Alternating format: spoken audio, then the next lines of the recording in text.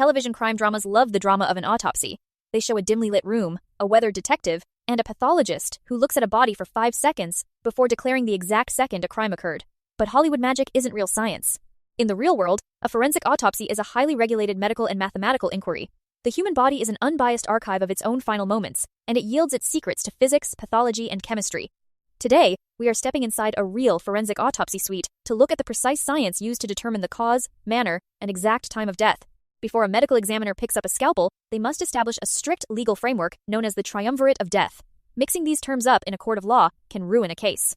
Cause of death: the specific injury, disease, or trauma that initiated the lethal chain of events, like a gunshot wound or a heart attack. Mechanism of death: the physiological derangement produced by that cause.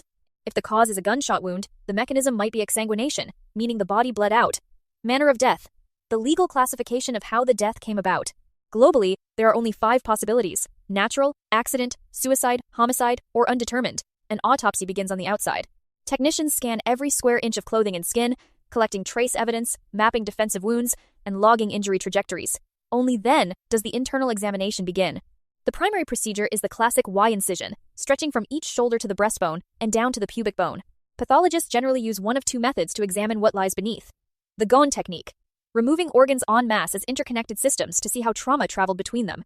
The Virchow technique: evaluating, sectioning, and weighing each organ individually to look for hidden cellular disease or trauma. Every organ is sampled for toxicology and documented. In a courtroom, a hunch is worthless. Every finding must be reproducible. Perhaps the biggest myth in forensics is the exact time of death. A pathologist cannot look at a watch and give you a precise minute. Instead, they calculate a window called the Post-Mortem Interval, or PMI, using 3 independent biological clocks: Algor, Mortis. The predictable cooling of the body core.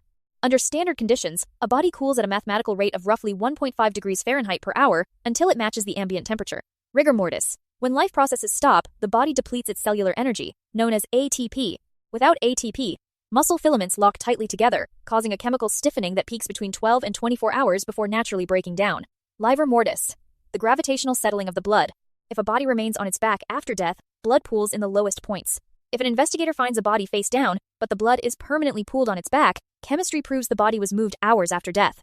When these physical timelines overlap, they create a narrow, scientifically verifiable window of time that no staged alibi can defeat. A forensic autopsy isn't designed to create a cinematic twist. It is a quiet, objective process meant to give a voice to those who can no longer speak. By separating Hollywood fiction from physical reality, forensic pathologists ensure that courtroom justice is built on mathematical certainty, not creative storytelling. Hit subscribe for weekly deep dives and daily forensic facts. The stories might change, but the chemistry never lies. See you in the next breakdown.